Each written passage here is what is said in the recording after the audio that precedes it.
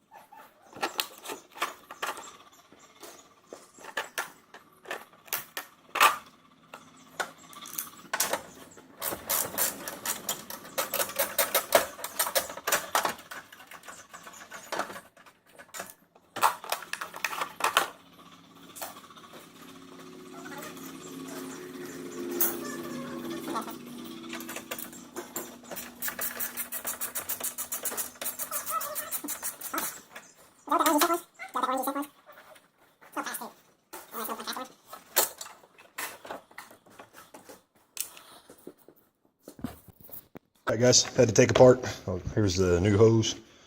Bloop. Roughly something like that.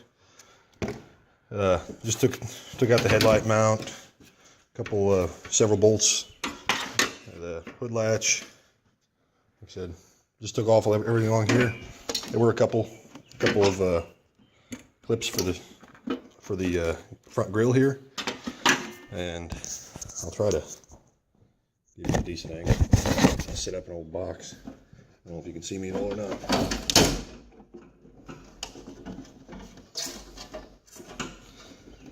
Where am I catching? Oh, there's a bolt, a hidden bolt.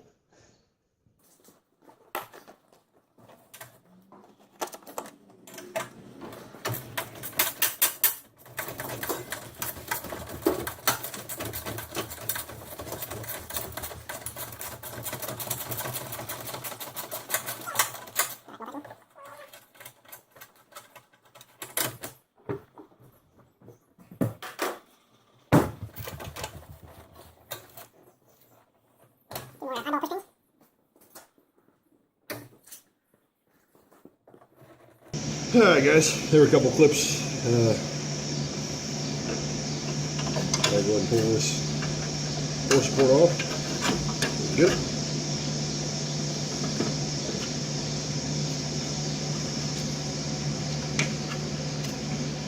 Because I didn't quite get this clip all the way.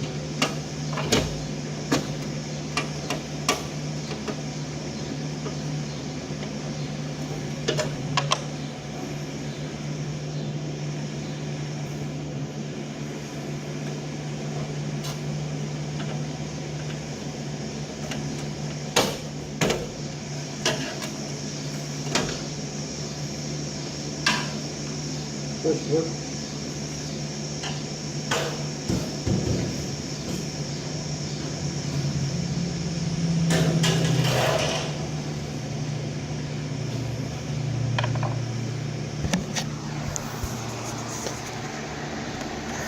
All right, now we've exposed the radiator hose.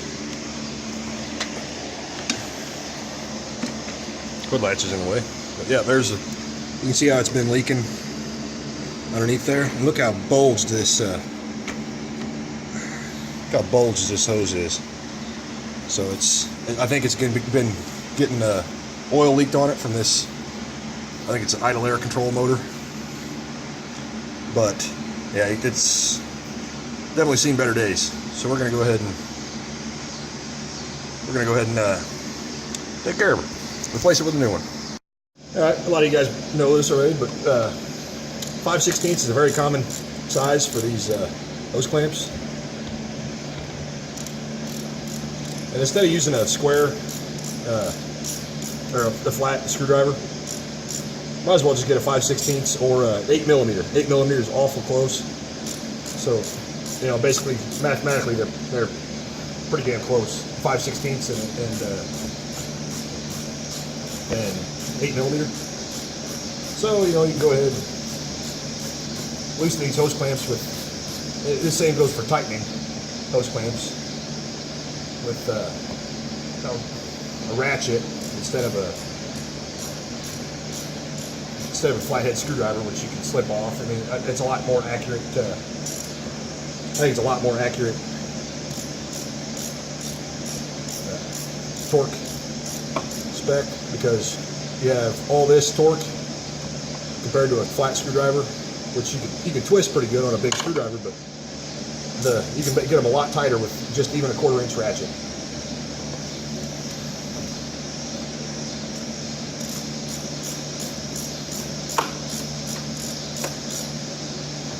All right.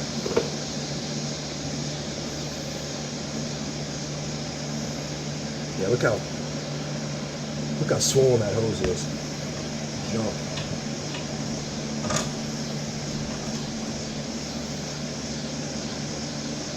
Here, I'll give you a comparison of it. Yeah. I think it's kind of swollen and broken down. Maybe a little bit. But here's the two hoses side by side.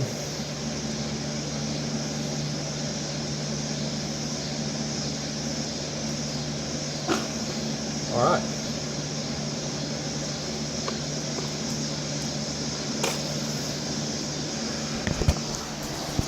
So here's the water neck. Thermostat is probably under there, I imagine. Oh, I've never really messed with this particular motor a whole lot. But it sure looks like it's been leaking coolant and oil and everything underneath there, doesn't it? And then, so here's the nipple on the radiator. Alright, you can see just below this transmission cooler line, just below that is where you have to spin off the petcock, and then it drains. That needs to help to have a little bit of light. It drains from under there.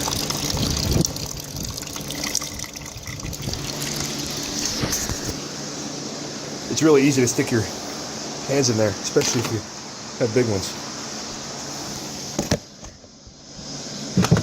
So now that we're draining the radiator, we filled it up with water a couple times, so I figured it'd be better to get rid of all that. before putting the new radiator hose on. I figured it help it bleed a little faster, help it drain out. So while we're at it, we can go ahead and stick the new hose back on with new clamps, or with the old clamps.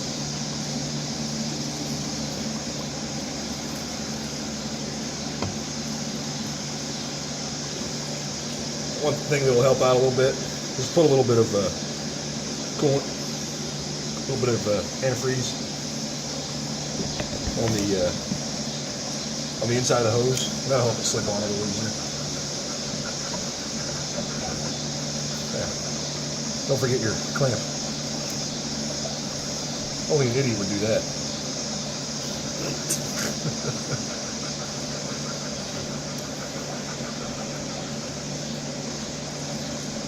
Don't you forget your other clamp either.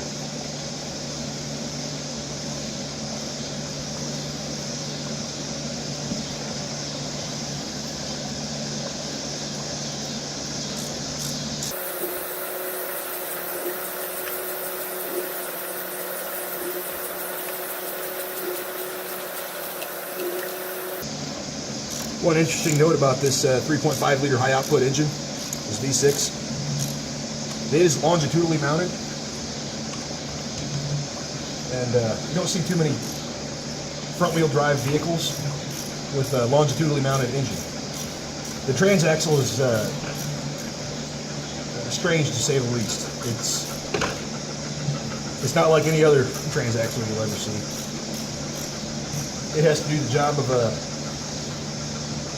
transmission and a rear axle, or like a rear axle,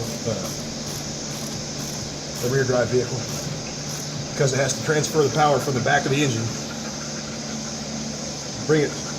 turn it 90 degrees, bring it forward and out to the tires. Like I said, it's an oddball setup, but it works okay. Another interesting tidbit is the firing order on this engine is 1, 2, 3, 4, 5, 6. I know that because it's cast right here, right there.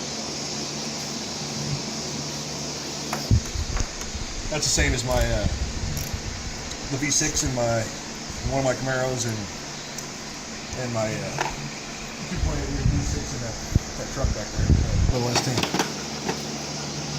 So, radiator hose is back in. I guess we can go ahead and slap the core support back on. And man, I'd really like to fill it.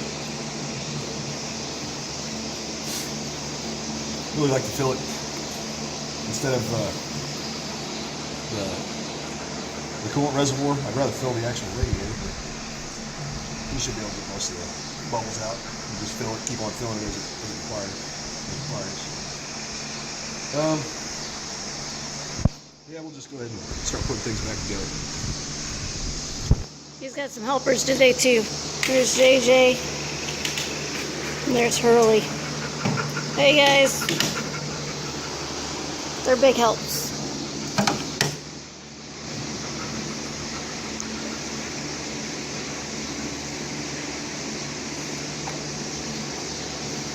I told you about tightening the hose clamps. Are you talking to me or to the video? The video. Oh. Here's a screwdriver. This is a regular flat screwdriver. I cannot get any tighter. It always constantly wants to slip out. Whereas if I went and put this 8mm socket on here, you can get things a heck of a lot tighter with a hose clamp. As far as hose clamps go, if you use even a 1/4 inch ratchet, I wouldn't really recommend using a 1/2 inch drive or 3/4 inch drive or really putting the shit to it. This should be fine with a 1/4 inch drive.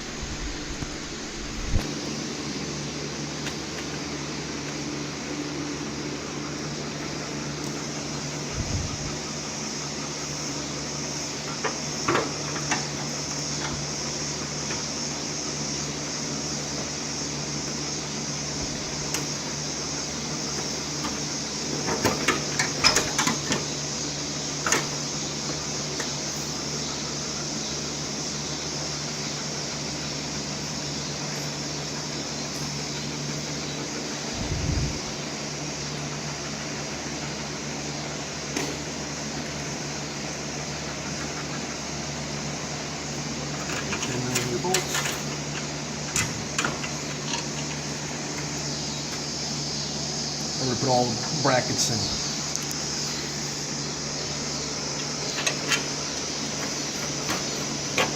accessories back where they go. This was above, this was above.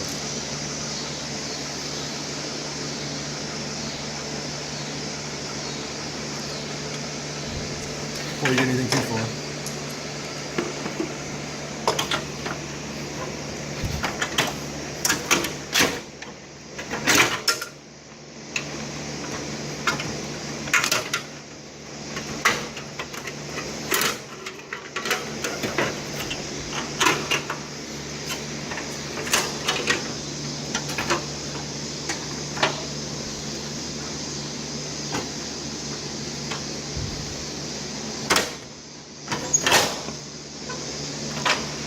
Wouldn't get too far without this.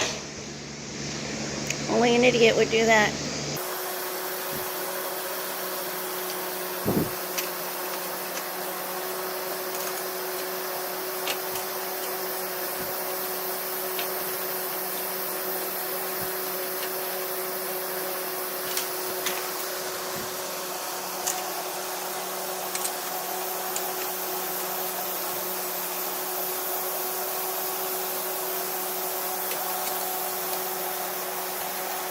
You're awful quiet. Don't you have a story? No. Not right now. I'm just putting, pretty much trying to put things back where they go.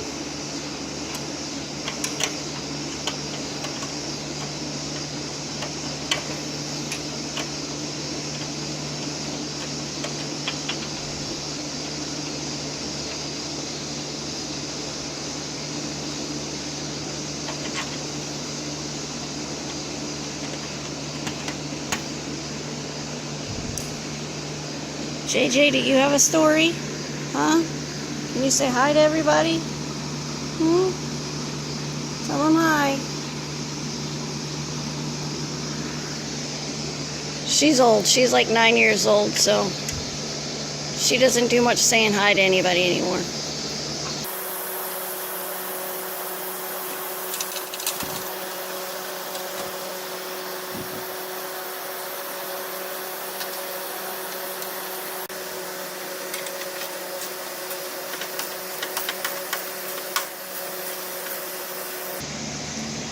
Once you get all the parts, all the old bolts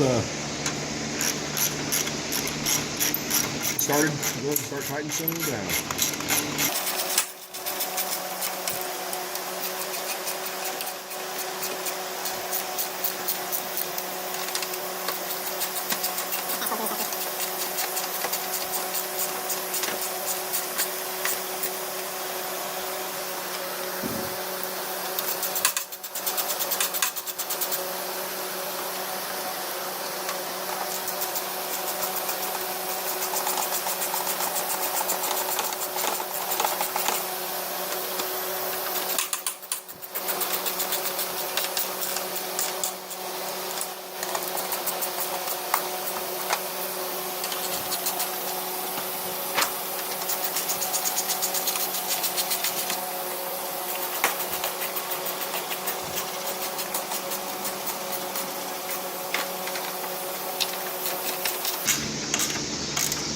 Those real long bolts holding the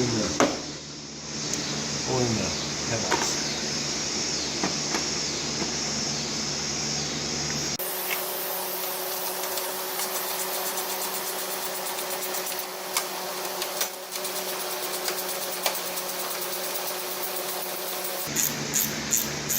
Sorry, I had an itch.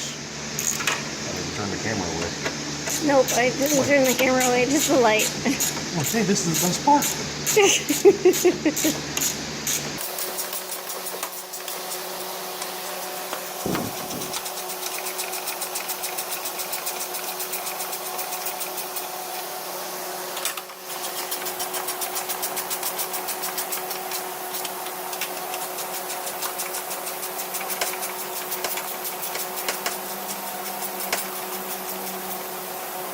Alright. Well, now all the bolts are tight.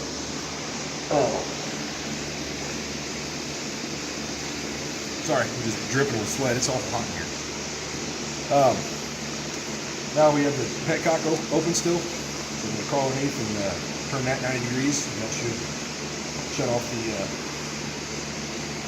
open flow of coolant down to the little bucket down there. And then we can go ahead and top it off. Top off the coolant reservoir with 50-50 mix of antifreeze. I like to get the universal green, which mixes with any color, because I think it's good for 150,000 miles and 5 years. Which, I mean, a lot of guys don't really change the coolant, but it's this is supposed to be good for 150,000 miles. So we will go ahead and run that, and 50-50 mix. You don't have to worry about electrolysis as much if you're actually running a 50-50 mix. I know it's a little more expensive to buy that as opposed to, I guess per gallon it's cheaper to buy the diluted stuff than it is the pure stuff. But I mean, you can go through and actually mix your own, but I mean, maybe I'm just getting lazy, I guess. So I just buy the 50-50 stuff, and you don't have to worry about corroding and stuff like that, or using tap water and having minerals in it, and the minerals causing scale and corrosion and stuff inside of your cooling system. It's just, I don't really. I'd rather spend a couple extra dollars and not have to worry about corrosion inside my cooling system. So I'm going to grab the coolant, and just pick up my wrenches, and turn that petcock real quick. I'll be right back. And we're back. And we're back. Here we get to pour some coolant in here.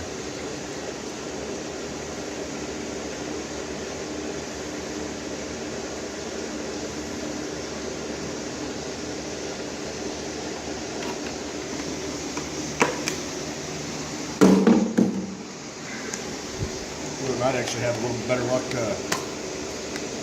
with the motor running. Okay. The last stuff is a leftover can of that's pure strength stuff. This here is 50-50, mixes with any color. Up to 5 years, 150,000 miles protection. So get the cheap stuff. I get AutoZone brand. You don't have to get Prestone brand or anything else. You don't have to get the fancy stuff. I think I'm gonna go ahead and start the car and let the coolant circulate through the system. And we're back.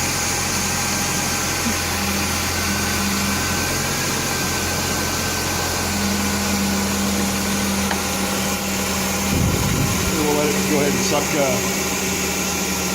coolant down.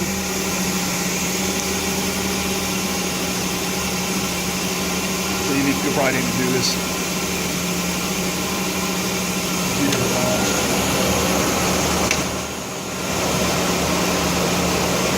The motor still had plenty of coolant in it. That's why I used some full strength stuff. We had some we put some straight water in there because it was leaking out awful fast. We put some 50-50 mix. We put some, put a mix of all kinds of stuff in there. But one thing you want to do is turn your heater on high. That way it'll actually get coolant circulating through your heater core, and that'll open up any waterways for your coolant to drain down. It's gone down a little bit so far. Is my heater on high?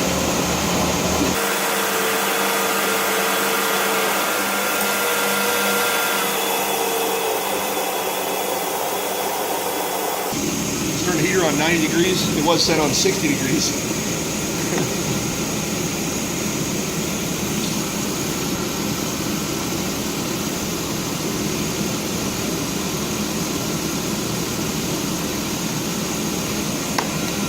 That should suck some of the coolant down. Once the thermostat opens up, it'll start blowing hot air or hot water back into the radiator, and then it'll suck this down. Yeah, I don't see any leaks.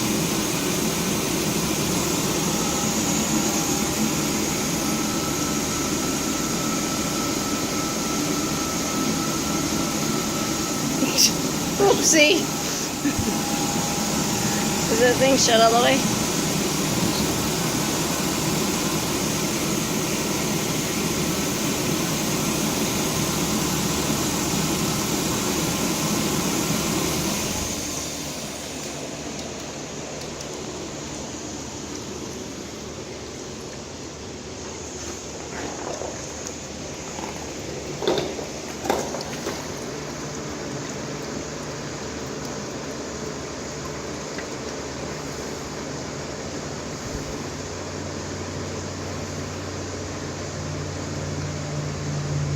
So one major part to understand is how your petcock works.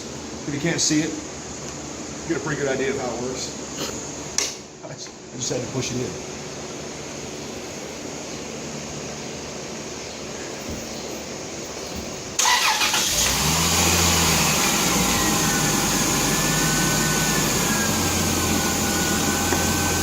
Push it in until it clicked. That must have been the ticket.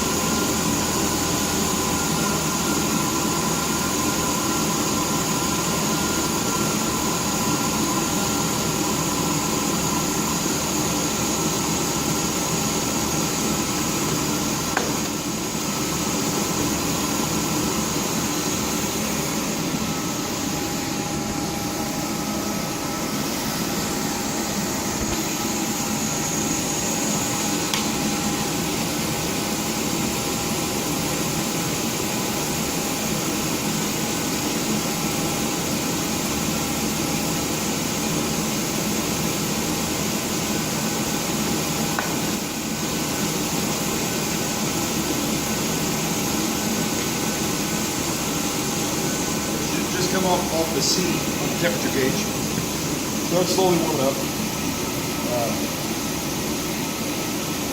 which means the thermostat should be cracking open, so we should be able to, that upper radiator really should be getting coolant out of it.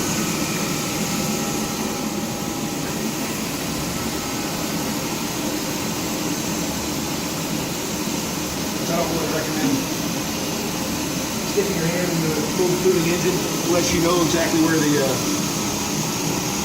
where all the moving parts are.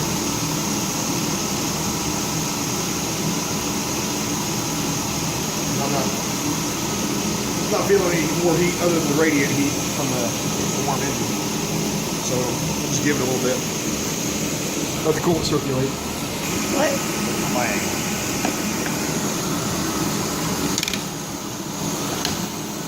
Look where you can see the coolant. Okay. Now you can tell the thermostat is opened up because as I fill this, you'll be able to see it. You'll be able to see the coolant go back down.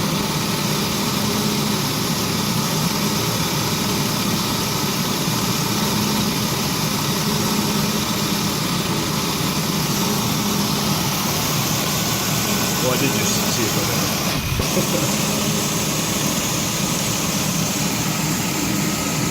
when you actually very good. Now look at it as full. It's kind of hard to see the light. There you go. Going down in there. It's kind of staying the same right now. Okay. It went up and it came back down. So it came down and then it stopped.